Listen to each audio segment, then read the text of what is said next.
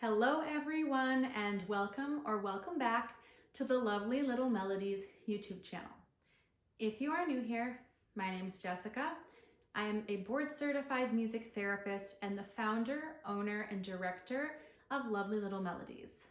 In today's video, we're going to be talking about the importance of piggyback songs during circle time and how they help facilitate generalization into the home environment for your students. So let's go over what a piggyback song is. A piggyback song is taking a familiar song and putting new lyrics to this. So this is seen very, very often in early childhood education settings, where we'll have a song like the tune Twinkle Twinkle Little Star, and it will have new lyrics in it. So pumpkin, pumpkin, pumpkin pie, yummy in my tummy, my oh my. Twinkle, twinkle, little star, this is the original tune, but I'm putting new lyrics to it, and that's really important, and here's why. It's the same tune, so your memory is already accustomed to the song structure. Your musical memory already knows this. So because your musical memory is associated with the song, knows the tune, piggyback songs are great for building language and for solidifying concepts through new lyrics. So they're wonderful for that reason, but then going beyond that, let's take it a step further. A really important component to circle time and early childhood education is generalization. So generalization is taking something that we do, maybe during circle time, and then doing it as many times as we can throughout the day, throughout the classroom day, as well as can we further generalize it into the student's home environment as well, and in other settings. So let me just give an example of this. I'm a little fishy swimming in the pond, moving my fins as I swim along. I'm swimming here and I'm swimming there.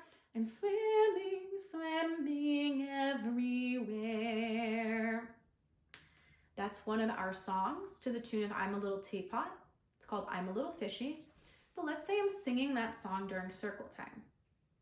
Now, let's say I go on a walk outside and then I see a puddle on the playground. I'm with my students. Friends, look at the puddle. Puddles remind me of ponds. What swims in a pond? Fishies! I'm a little fishy swimming in the pond. So notice how that song, that is a piggyback song, easy to remember because you already know the melody of it. You're just remembering the lyrics. Now you're taking that song outside of circle time and now you're applying it when you're in the real world, in your classroom environment. Now let's say you're reading a book in small groups and there's an ocean.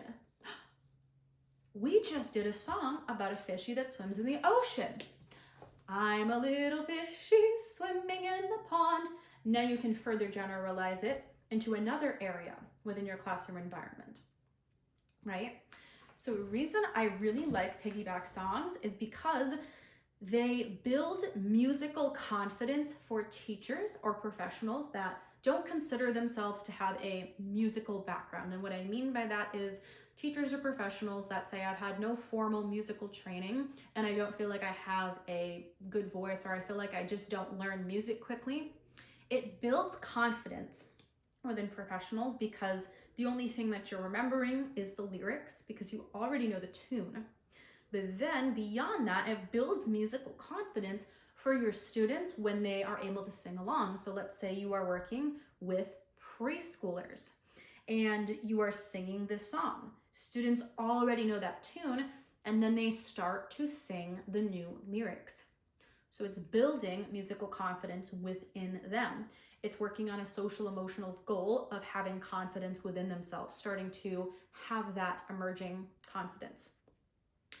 Another reason that I like piggyback songs is going along with that idea of generalization. You can also generalize piggyback songs into the home environment. So not only can you sing it during circle time, sing it anytime the topic is mentioned, maybe during sensory bin time, you can also sing it, right? So it's working on that throughout the day. But then when I have worked with parents, as well as when I have worked in classrooms with teachers, something that I notice is people are much more likely to sing along if it is a tune or a song they already know. So if I'm leading a preschool music group and I am in a classroom setting, sharing with the teachers, this is a song called I'm a Little Fishy. It's going to be really fun, friends. And then just saying to the teachers really quickly, we're working on a social emotional goal. Students will take turns, and it's to the tune of I'm a Little Teapot. So that way, right away, teachers know, okay, it's a song I'm familiar with. But people are more likely to sing along that are always with students.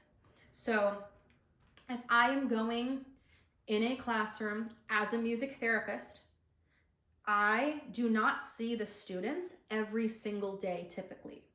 Maybe I will see them one time a week for 1 hour. If I'm singing I'm a Little Fishy 1 hour, one time per week, and we're working on a social emotional goal and we're working on making choices within a song, that's great, right? But they're only getting that 1 hour of music. They're only getting that 1 hour of the activity. And so it's not really solidifying because it's only 1 hour. So if I can share that with the classroom teachers, that song and that activity, and I can say to them, okay, it's this tune and here are the activities. Now the classroom teachers can use that during their circle times every single day. Classroom teachers can use that throughout the day during various events where they're singing about the ocean, or they're thinking about the ocean, or they're connecting something to the ocean. But then beyond that, classroom teachers can send that home to parents and to families. So all of our curriculum includes a variety of either piggyback songs or very simple tunes and melodies you can learn in around 2 to 5 minutes.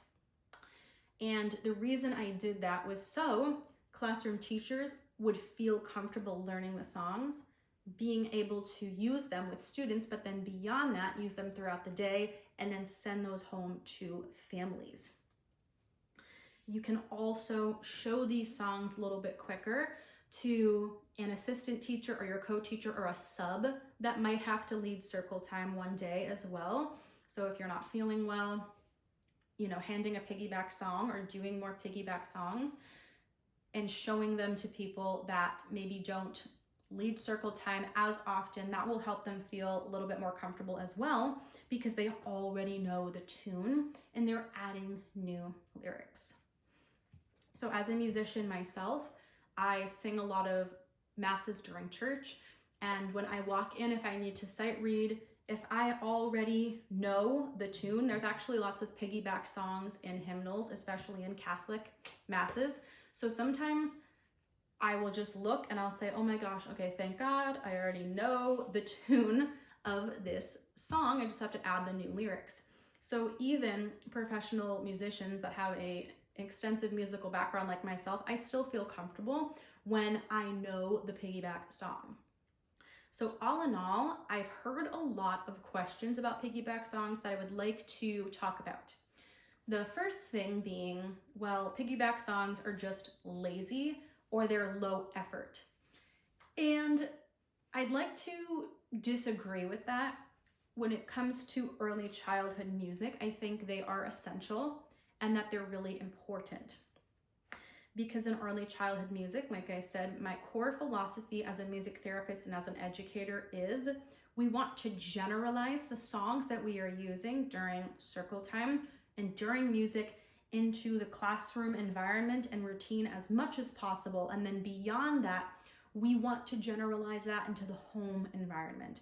And so it's absolutely important that students, once they are at an age where they can learn music and start to read it and learn new songs, that they do that. But I don't think it's realistic always to expect parents to be doing a new song with their children within the home environment. I think sometimes it can be a little intimidating. And I think also for some classroom teachers, from my experience, it can be just a little bit intimidating to learn a bunch of new songs or to start using music in general. It can be challenging. And so I think starting out with piggyback songs, or just starting to introduce more music using piggyback songs in general, builds that confidence for teachers to start feeling more comfortable using it during circle time and throughout the day, as well as sending it home to parents. Parents are much more likely to participate in a song and activity that they're already familiar with the tune. I'm speaking from my experience on this topic, so feel free to try what works best for your classes, but just from my experience, I find it works really well. And the second question that I've often got is, well, if students already know that tune, what if they start saying, hey, that's the tune of this song? So what if you're working with kindergarteners and we're singing I'm a Little Fishy and they say, hey, isn't this the tune of I'm a Little Teapot? You can use that to build rapport with your students and build further confidence with your students. Yes, this is the song of I'm a Little Teapot. Do you know this song? Yes, I do. Okay, great. We're gonna sing it a little bit differently. We're gonna use new words about a fishy. Could you help me sing it? And let's sing it together. So see, now it's an opportunity for you to have a few students be the leader or sing it with you or help you. So you're acknowledging that, yes, it's the same tune. It is. You're acknowledging that. And then you are, from there, building that rapport with them. You're having them sing with you, participate in the song. So that's how I've addressed it when students have said to me, isn't this the same song? I've just said, yeah, it is. And we're just going to sing new words to it. We're going to sing it like this. And we're going to do it like this. And that's how I address it. And then I'll move on from there. So piggyback songs in early childhood, very essential. Really, really wonderful for building a lot of different skills, building language, building musical confidence for students, increasing students' confidence in themselves, as well as fostering peer collaboration when they're singing in a group. It's also really great for professional confidence as well for teachers, generalizing it into the home environment, generalizing it into further areas of the classroom environment, and then sending that home to families as well.